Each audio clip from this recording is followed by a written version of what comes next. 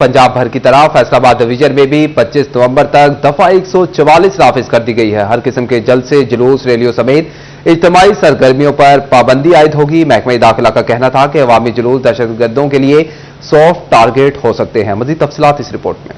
हुकूमत पंजाब ने सूबे भर में पंजाब में हर किस्म के इख्तिजाज, जलसे, जुलूस, रैलियों और धरनों में और ऐसी तमाम सरगर्मियों पर पाबंदी आयद कर दी। हुकूमत पंजाब ने सूबे में 3 रोज के लिए दफा 144 का नफाज किया है। पाबंदी का इतलाक हफ्ता 23 नवंबर से सोमवार 25 नवंबर तक होगा। काबीना कमेटी बराए अमन अमान के 18वें इजलास में दफा 144 के नफाज की सिफारिश की गई थी। दफा 144 के नफाज का फैसला अमन अमान के कयाम, इंसानी जानों और अमलाक के तहफ़्फ़ुज़ के लिए किया गया। शरपसंद अनासिर अवामी इज्तिमाई की आड़ में रियासत मुखालिफ सरगर्मियों से अपने मज़मूम मकासद हासिल कर सकते हैं। महकमा दाखिला ने सूबे भर में दफा 144 के नफाज का नोटिफिकेशन जारी कर दिया। और अब आपको बताएंगे मोटरवेज को मुरम्मती काम के बाइस रात 8 बजे बंद करने का फैसला किया गया है। मोटरवे लाहौर से इस्लामाबाद, इस्लामाबाद से पेशावर, पिंडी भटियां से मुल्तान, लाहौर से सियालकोट बंद रहेंगी। Motorway M1, M2, M3, M4, M14 और M11 को आज रात 8 बजे से बंद कर दिया जाएगा। तर्जमान मोटरवे के मुताबिक मोटरवेज पर मुरम्मती काम के बाइस हर किस्म की ट्रैफिक का दाखिला ममनू होगा। आपको एक दफा फिर अपडेट करते चलें कि मोटरवेज को मुरम्मती काम के बाइस रात 8 बजे बंद करने का फैसला किया गया है। मोटरवे लाहौर से इस्लामाबाद, इस्लामाबाद से पेशावर, पिंडी भटियां से मुल्तान, लाहौर से सियालकोट बंद रहेंगी। Motorway M1, M2, M3, M4, M14 और M11 को आज रात 8 बजे बंद कर दिया जाएगा। तर्जमान मोटरवे के मुताबिक मोटरवेज पर मुरम्मती काम के बाइस हर किस्म की ट्रैफिक का दाखिला ममनू होगा।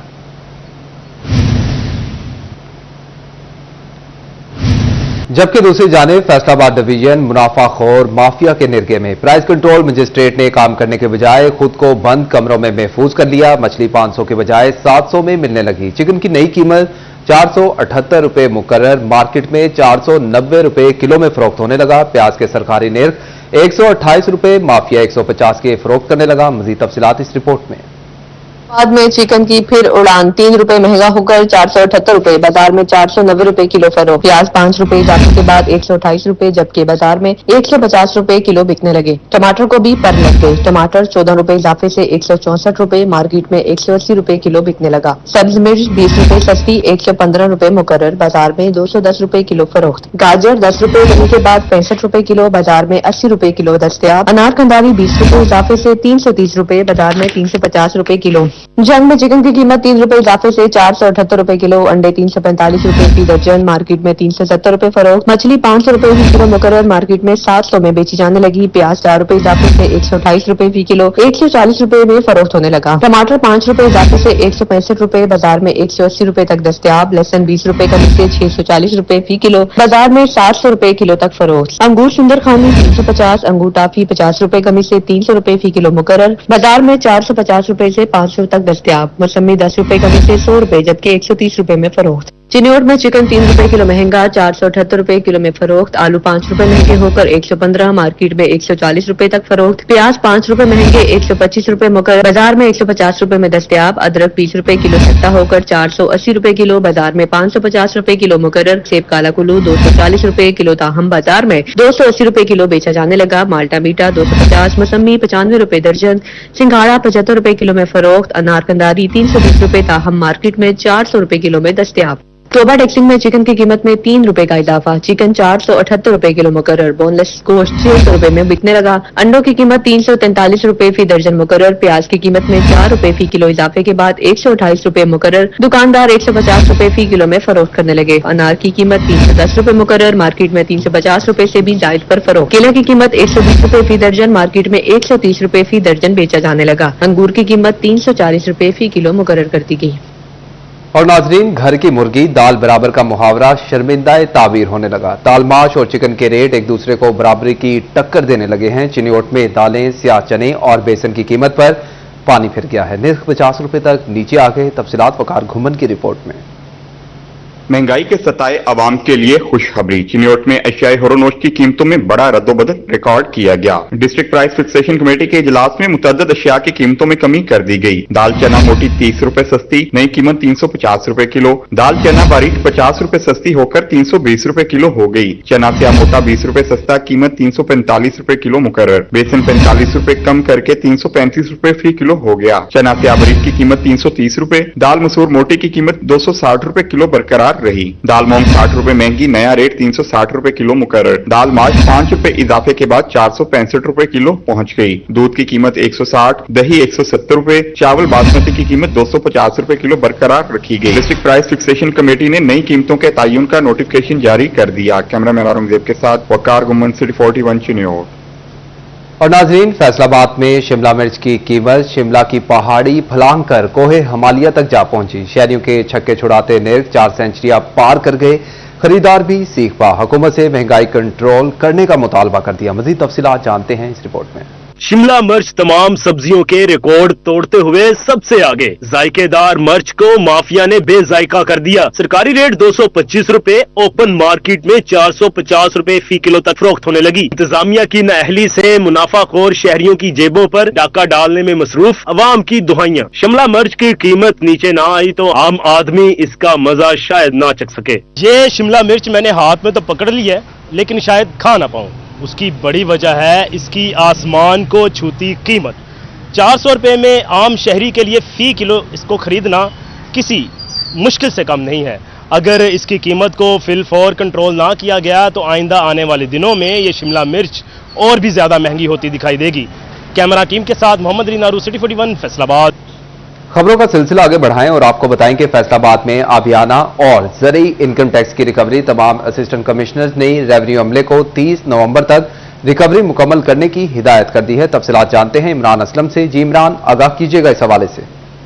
फैसलाबाद की तमाम तहसीलों के लिए जो बोर्ड ऑफ रेवेन्यू की आबियाना रिकवरी है, उसके साथ साथ ज़रई इनकम टैक्स की रिकवरी है, आर्जी काश की रिकवरी है, 30 नवंबर तक मुकम्मल करने की हिदायत जारी कर दी गई हैं। जबकि डिजिटल गिरदावरी का अमल भी मुकम्मल करने की हिदायत जारी कर दी गई हैं। बोर्ड ऑफ रेवेन्यू की हिदायत पर असिस्टेंट कमिश्नर सदर की जानिब से तमाम तहसीलदारों और नायब तहसीलदारों और रेवेन्यू अमला को हिदायत जारी कर दी गई हैं कि रवा माली साल नवंबर 30 तक तमाम जो डिजिटल गिरदावरी, इसके साथ साथ आबियाना की रिकवरी का अमल है और जो ज़रई इनकम टैक्स है उसकी तमाम जो रिकवरी हैं वो की जाए। तमाम जो तफसीलात है वो ADCR को इरसाल की जाए और ADCR की जानिब से तमाम तफसीलात वज़ीर deputy commissioner board of revenue को इरसाल की जाएंगी। और इस हवाले से तमाम मुतल्लिका पटवारी, नायब तहसीलदार और तहसीलदारों को हिदायत जारी कर दी गई हैं कि अपने अपने इलाकों में, जिसमें तहसील तक जुमरा है, समुंदरी, जड़ांवाला, तांदरेवाला और फैसलाबाद तहसील सदर और सिटी में जितने भी आबियाना रिकवरी की मद में अभी तक जो पेंडिंग रकूम है वो रिकवर करने के हवाले से मुतल्लिका जो हल्का पटवारी हैं उनको हिदायत जाए। बहुत शुक्रिया इमरान असलम, आपका तफसीलन आगाह कर रहे थे।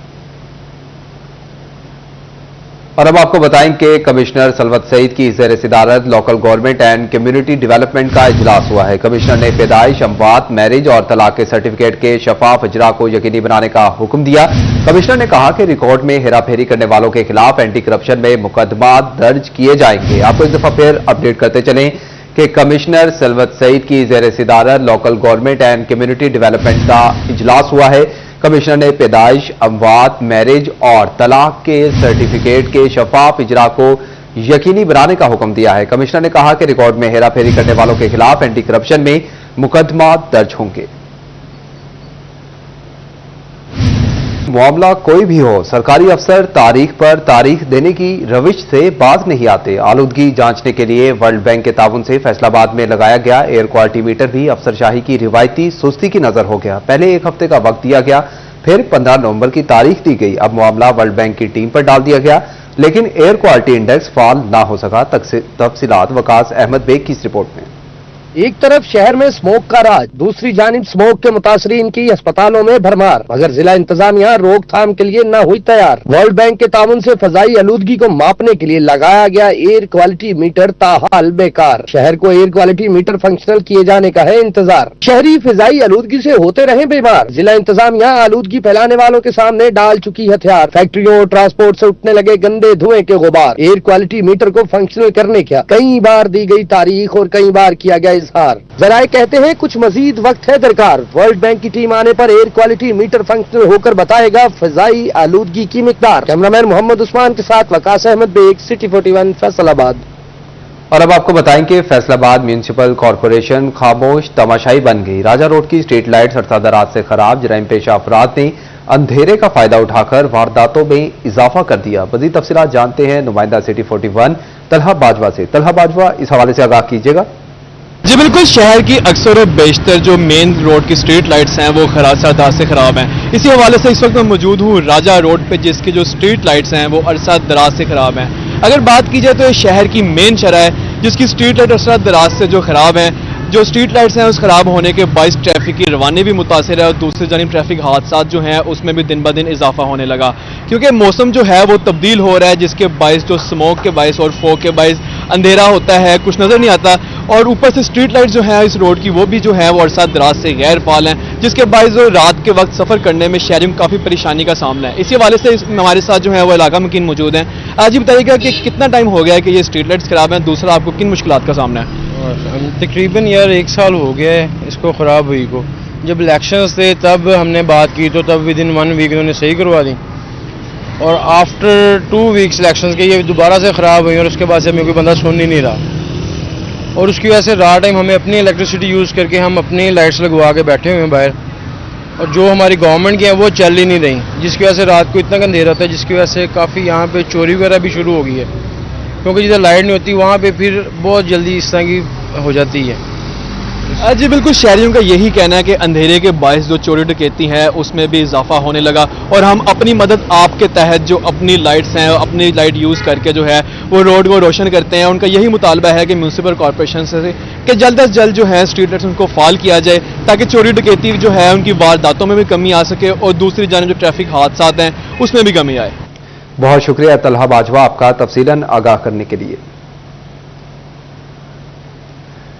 बुलेटिन में खबरों का सिलसिला आगे बढ़ाएं और आपको बताएं कि इंटरमीडिएट बोर्ड ने मैट्रिक के सालाना इम्तिहान 2025 के दाखिला फॉर्म जमा करवाने की आखिरी तारीख में तोसी कर दी है। दाखिला फॉर्म अब 6 दिसंबर तक जमा करवाए जा सकेंगे। इस हवाले से Punjab boards committee of chairman ने नोटिफिकेशन जारी कर दिया है। मैट्रिक के सालाना इम्तिहान 4 मार्च 2025 से शुरू होंगे। आपको एक दफा फिर अपडेट करते चलें कि इंटरमीडिएट बोर्ड ने मैट्रिक के इम्तिहानात 2025 के दाखिला फॉर्म जमा करवाने की आखिरी तारीख में तोसीक कर दी है। दाखिला फॉर्म अब 6 दिसंबर तक जमा करवाए जा सकेंगे। इस हवाले से Punjab boards committee of chairman ने नोटिफिकेशन जारी कर दिया है।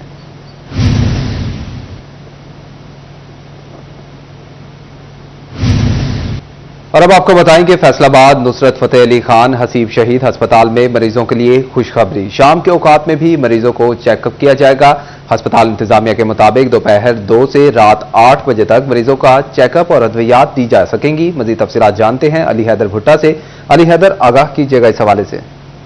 जी बिल्कुल, नुसरत फतेह अली खान हॉस्पिटल के अंदर आने वाले मरीजों के लिए खुशखबरी है कि अगर दिन के औकात में नहीं आ सकते तो शाम के औकात में भी ओपीडी जो है वो ओपन है। यहां पर मरीजों का चेकअप किया जा रहा है और उनको अद्वियात दी जा रही हैं।